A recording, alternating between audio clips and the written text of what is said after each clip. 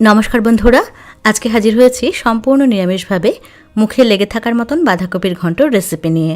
রান্নাটা নতুন কিছুই নয়, আপনারা অনেকেই অনেক রকমভাবে বাঁধাকপির ঘন্ট রান্না করেন, তবে এই রকমভাবে করলে কিন্তু এর টেস্ট মুখে লেগে থাকবে। এটা খেতে অসাধারণ হয়েছিল। রান্নাটা করার জন্য এখানে একটা মাঝারি সাইজের বাঁধাকপি মিহি করে কুচি করে নিয়ে ভালো করে ধুয়ে জল ঝরিয়ে নিয়েছি। এবার কুকারের মধ্যে বাঁধাকপিটাকে আমি নিয়ে নিচ্ছি। প্রথমে আমি বাঁধাকপিটাকে সেদ্ধ করে নেব, কারণ সেদ্ধ করে বাঁধাকপি রান্না করলে অনেক কম সময়তে রান্না হয়ে যায়, আর বাঁধাকপিটা কিন্তু একদম মোলায়েম হয়ে যায়, খেতেও খুব টেস্টি লাগে। হাফ কাপ জল দিয়ে দিচ্ছি। জল খুব বেশি দেওয়ার দরকার নেই, কারণ বাঁধাকপি থেকে কিন্তু জল বেরোবে, তো জল খুব বেশি প্রয়োজন পড়বে না।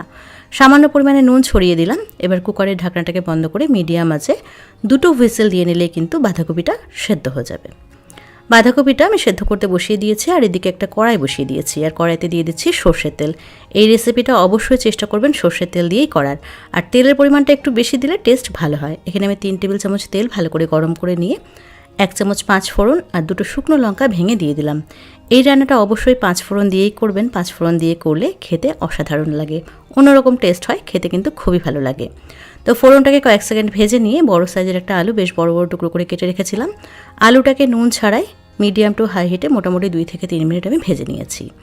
এবার দিয়ে দিচ্ছি মাঝারি সাইজের 2 টমেটো। টমেটোর পরিমাণটা একটু বেশি দিলে টেস্ট কিন্তু ভালো হয়। সামান্য পরিমাণে নুন দিয়ে টমেটোটাকে আলুর সাথে খুব ভালো করে কষিয়ে নিতে হবে। মানে টমেটোটা যতক্ষণ না একদম নরম হয়ে আসছে ততক্ষণ পর্যন্ত টমেটোটাকে আমি খুব ভালো করে কষিয়ে নেব।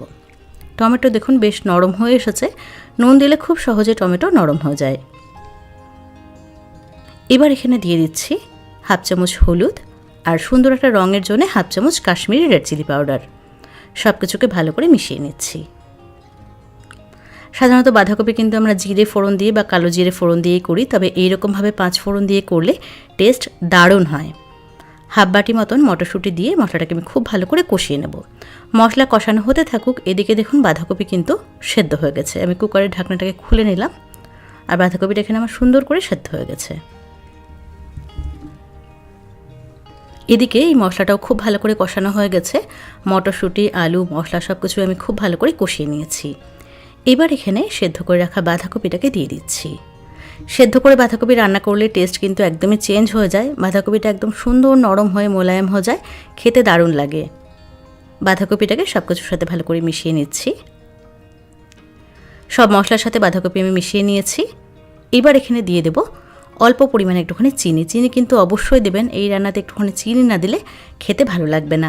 তো এখানে আমি 1 চামচ চিনি দিয়ে দিলাম, আর সামান্য পরিমাণে একটুখানি নুন দিচ্ছি। বাঁধাকপি সেদ্ধ করার সময় কিন্তু নুন দিয়েছিলাম, আর টমেটো কষানোর সময় আমি নুন দিয়ে টমেটোটাকে কষিয়েছি, তো সেটা বুঝেই সামান্য পরিমাণে একটুখানি নুন দিলাম। 3টে কাঁচা লঙ্কা চিড়ে রেখেছিলাম, সেটা দিয়ে দিলাম। এবার সব কিছুকে ভালো করে একসাথে মিশিয়ে নিয়ে মিডিয়াম আঁচে এটাকে আমি ঢাকা দিয়ে রান্না করব 10 মিনিটের জন্যে। তো বাঁধাকপিটা রান্না হতে থাকুক, এদিকে আমি একটা ভাজা মশলা তৈরি করে নেব। ভাজা মশলার জন্য এখানে আমি নিয়েছি 1 চামচ গোটা জিরে, হাফ চামচ গোটা ধনে, কয়েক টুকরো দারচিনি, 2টো লবঙ্গ, আর 2টো ছোটো এলাচ, আর একটা তেজপাতা। একটা প্যান ভালো করে গরম করে নিয়ে সব মশলাগুলোকে দিয়ে দিলাম।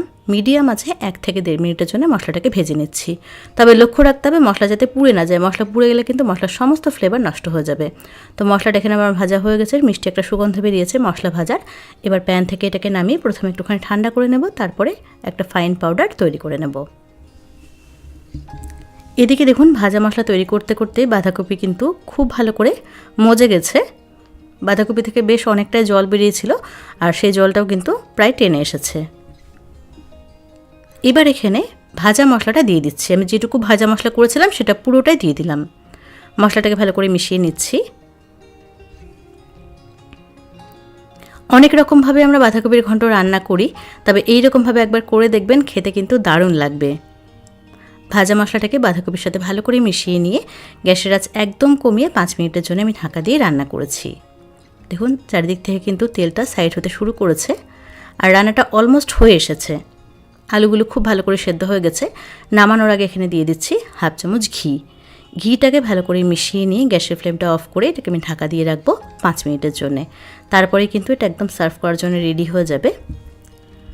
ভাত, পরোটা, রুটি, লুচি, খিচুড়ি সব কিছুর সাথে এটা খেতে অসাধারণ লাগে। তো কেমন লাগলো আজকের এই নিরামিষ বাঁধাকপির ঘন্টর রেসিপি, সেটা অবশ্যই আমাকে কমেন্টস করে জানাবেন। ভিডিও ভালো লাগলে একটা লাইক করবেন, আর চ্যানেলটাকে সাবস্ক্রাইব করবেন।